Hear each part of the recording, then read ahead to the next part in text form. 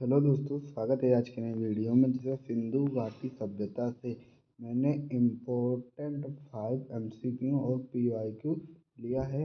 यदि आप लोग कर लेते हैं तो 2 से 3 नंबर आप लोगों के फिक्स हो जाएंगे। या अग्निवीर हो या SSC का हो, हर एग्जाम में इनमें से प्रश्न आते ही रहते हैं। देख सकते हैं मैंने इतिहास के कुछ मोस्ट इम्पोर्टेंट टॉपिक रखे हुए हैं, जिसमें से हमारा सिंधु घाटी सभ्यता का दिन है। तो आइए हम इन प्रश्नों को देखते हैं। तो देख सकते हैं पहला प्रश्न हमसे दिया गया हुआ है कि हम इसे थोड़ा सा बड़ा कर लेते हैं कि आप लोगों को अच्छे से दिखाई दे। तो पहला प्रश्न दिया गया हुआ है कि सिंधु घाटी सभ्यता की सॉरी दोस्तों, मैं फिर से पढ़ देता हूँ। सिंधु घाटी सभ्यता भारत की कौन सी सभ्यता है? तो ऑप्शन ए सबसे आधुनिक, ऑप्शन बी सबसे प्राचीन, ऑप्शन सी मध्यकालीन, ऑप्शन डी इनमें से कोई नहीं। तो इसका करेक्ट ऑप्शन है ऑप्शन बी सबसे प्राचीन। सिंधु घाटी सभ्यता को सबसे प्राचीन सभ्यता भी माना जाता है। आइए देखते हैं अगले प्रश्न को। यदि आप लोग चैनल पर नए हैं तो चैनल को सब्सक्राइब करें। आइए देखते हैं अगले प्रश्न को। यहाँ पर अगला प्रश्न दिया गया हुआ है, सिंधु सभ्यता के बारे में सबसे पहली जानकारी दी गई। तो दी गई 1826 में किसने दी थी? इसे भी रेड से हाईलाइट होना था, ये कंप्यूटर में नहीं हुआ है।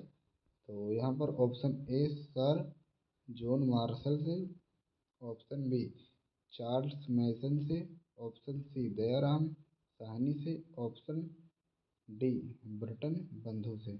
तो इसका करेक्ट ऑप्शन है चार्ल्स मैसन से। आइए देखते हैं अगले प्रश्न को।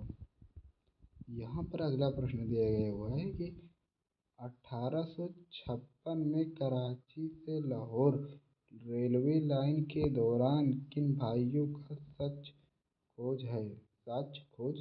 तो ऑप्शन ए साहनी बंधु का, ऑप्शन बी ब्रिटन बंधु का, ऑप्शन सी मार्शल बंधु का, ऑप्शन डी इनमें से कौन है? तो इसका करेक्ट ऑप्शन है बंटन बिंदु का, बर्टन बिंदु का। आइए देखते हैं अगले प्रश्न को। यहाँ पर अगला प्रश्न दिया गया हुआ है कि 1921 में किसने नेतृत्व में इस सभ्यता की खुदाई शुरू की? Option A Charles Masson, option B sir John Marshall, option C Wheeler, option D Cunningham. तो इसका करेक्ट ऑप्शन है option B sir John Marshall. आइए देखते हैं अगले प्रश्न को। यहाँ पर अगला प्रश्न दिया गया हुआ है, हड़प्पा नामक स्थान की खोज किसने की थी? तो option A Rakhal Das Banerji, option B Dayaram Sahni, option C SR Rao, option D BK Thapar. तो इसका करेक्ट ऑप्शन है ऑप्शन बी दयाराम साहनी। आइए देखते हैं अगले प्रश्न को। यहाँ पर अगला प्रश्न दिया गया हुआ है कि C14 रेडियन कार्बन के अधिक के अनुसार सभ्यता का काल है। तो ऑप्शन ए, यहाँ पर फिर से मैं क्वेश्चन को पढ़ देता हूँ। CA14 रेडियन विधि विधि के अनुसार सभ्यता का काल माना जाता है। तो ऑप्शन ए 2500 ईस्वी से 1500 ईस्वी तक, ऑप्शन बी 2350 से 1750 तक, ऑप्शन सी 3000 ईस्वी से 2000 ईस्वी तक, ऑप्शन डी 1500 ईस्वी से 1000 ईस्वी तक। इसका करेक्ट ऑप्शन है ऑप्शन बी, ऑप्शन बी 2350 से 1750 तक। आइए देखते हैं अगले प्रश्न को। यहाँ पर अगला प्रश्न दिया गया हुआ है, सिंधु घाटी सभ्यता को किस प्रकार में रखा गया था? ऑप्शन ए ऐतिहासिक, ऑप्शन बी आदि ऐतिहासिक, ऑप्शन सी मध्य ऐतिहासिक, ऑप्शन डी आधुनिक। तो इसका करेक्ट ऑप्शन है आदि ऐतिहासिक काल में। आइए देखते हैं अगले प्रश्न। सिंधु घाटी सभ्यता के कितने निवासी थे? ऑप्शन ए आर, ऑप्शन बी द्रविड़ लोग, option D Mongol, option D Sumerian. रियन। तो इसका करेक्ट ऑप्शन है ऑप्शन बी, दृढ़ लोग। आइए देखते हैं अगले प्रश्न को। अब देख सकते हैं यहाँ पर नगर नियोजन और लिपि से क्वेश्चन आएगा। तो उसमें से पहला हमारा क्वेश्चन है, सिंधु घाटी सभ्यता किस प्रकार की सभ्यता थी? तो ऑप्शन ए ग्रामीण, ऑप्शन नगरीय, नगरीय या शहरीय, ऑप्शन डी घुमांतुकु, ऑप्शन डी इनमें से कोई नहीं। तो इसका करेक्ट ऑप्शन है नगरीय और शहरीय भी थी। आइए देखते हैं अगले प्रश्न को। यहाँ पर अगला प्रश्न दिया गया हुआ है, नगरों की सड़कों किस पद्धति पर आधारित थी? तो ऑप्शन ए त्रिकोणीय, ऑप्शन बी ग्रिड पद्धति, ऑप्शन सी गोलाकार, ऑप्शन डी टेढ़ी मेढ़ी। तो इसका करेक्ट ऑप्शन है ऑप्शन बी ग्रिड पद्धति। आइए देखते हैं अगले प्रश्न को। आग में पकी मिट्टी की ईंटों को क्या कहा जाता था? Option A terrazzo, option B terracotta, option C मृदा भांड, ऑप्शन सी प्रस्तर। तो इसका करेक्ट ऑप्शन है ऑप्शन बी, तो टेराकोटा। आइए देखते हैं अगले प्रश्न को। अगला प्रश्न हमसे दिया गया है कि सभ्यता में जल प्रबंधन की प्रणाली कैसी थी? तो ऑप्शन ए बहुत खराब, ऑप्शन बी उद्वहन संरक्षण प्रणाली, ऑप्शन सी औसत, ऑप्शन डी अनुपस्थित ऑप्शन।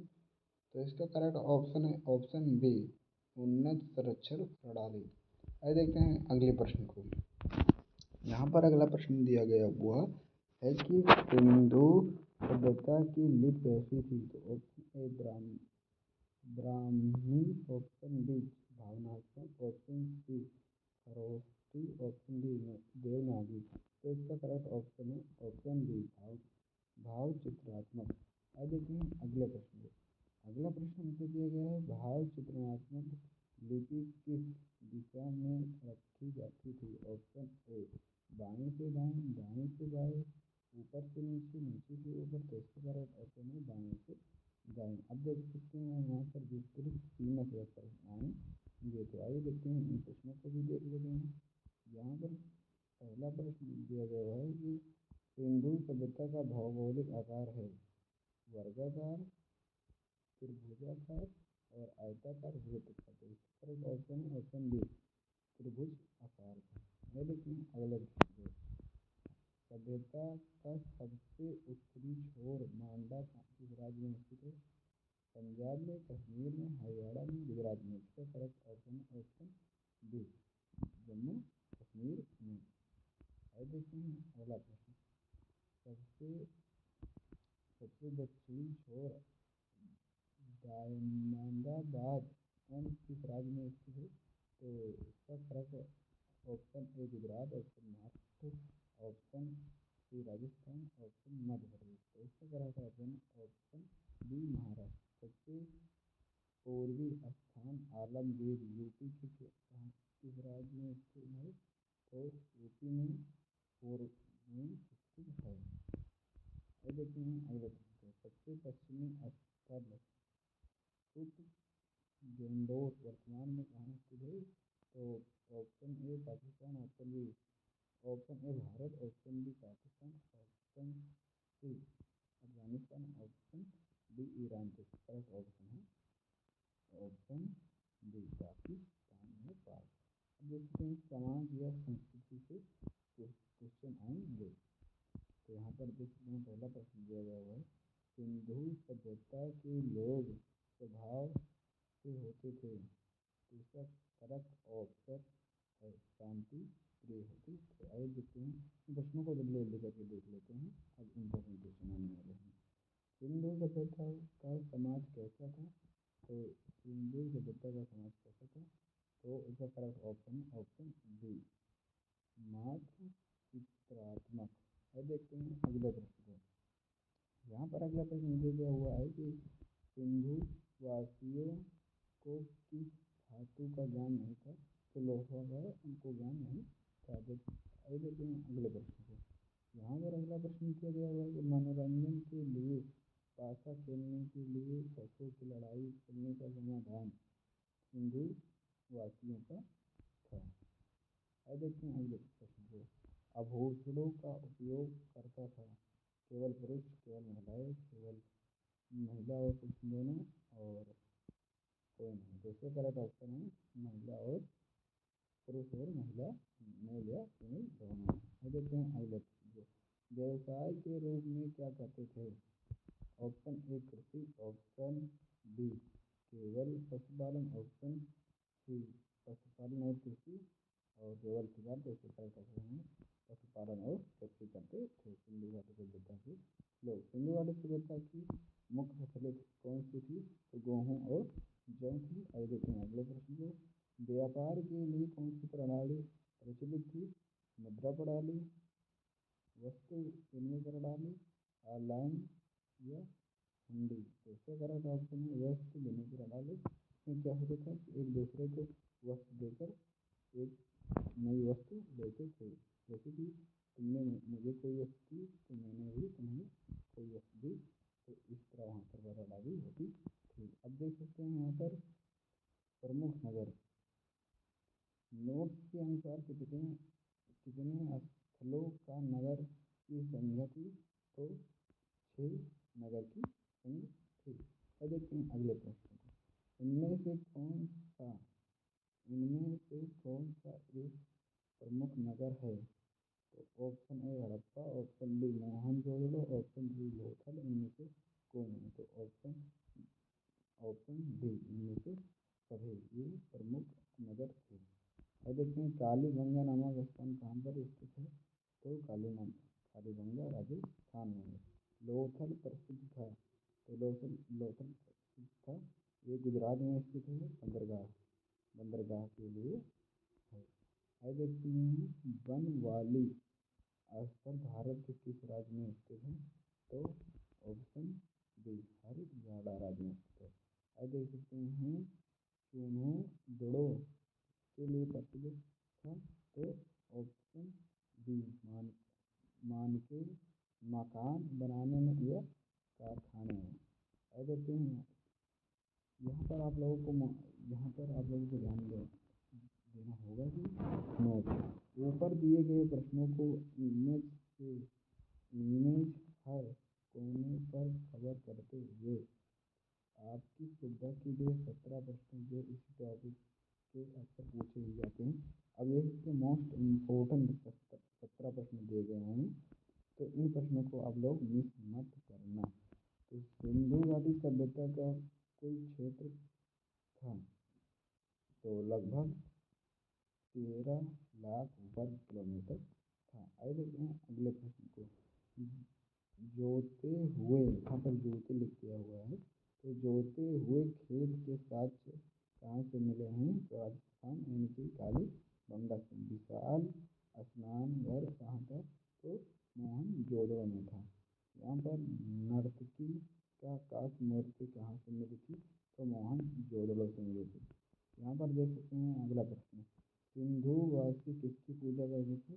तो मातृ देवी और पशुपति देवी करते थे। मोहनजोदड़ो का अर्थ क्या है? मृतकों का टीला। हड़प्पा किस नदी के तट पर स्थित है? तो रावी नदी के तट पर स्थित है। मोहनजोदड़ो किस नदी के तट पर स्थित है? सिंधु नदी के तट पर स्थित है। घरों के दरवाजे के पीछे पीछे की ओर खुलते थे, अपवाद कौन था? लोथल। यहाँ पर देख सकते हैं अगला प्रश्न। चावल के प्रथम साक्ष्य कहाँ से मिलते थे? तो लोथल से मिलते थे। सिंधु सभ्यता के पतन का मुख्य कारक क्या था? बाढ़। और देख सकते हैं अगला प्रश्न दिया गया हुआ है। किस पशु के अवशेष सिंधु सभ्यता से नहीं मिलते थे? शेर का नहीं मिलता था। और यहाँ पर लिखा गया हुआ है वास्तविक चिन्ह किसकी देन है? सिंधु घाटी सभ्यता की देन है। मानके मकान बनाने के लिए कहाँ कारखाने कहाँ थे? लोथल और चूनोदड़ो में थे। यदि आप लोगों को वीडियो पसंद आ रहा हो तो चैनल सब्सक्राइब कर लें और वीडियो को लाइक भी कर दें। मापन की इकाई किस अनुपात में थी? तो 16 के अनुपात में थी। स्वतंत्र के बाद सर्वाधिक स्थल कहाँ खोजे गए थे? तो गुजरात में खोजे गए थे। सिंधु सभ्यता के लोग धरती को क्या मानते थे? तो उर्वरा की देवी मानते थे। यदि आप लोगों को मेरी वीडियो पसंद आई हो तो चैनल को सब्सक्राइब कर लें। इसी तरह आप लोगों को वीडियो चाहिए। धन्यवाद।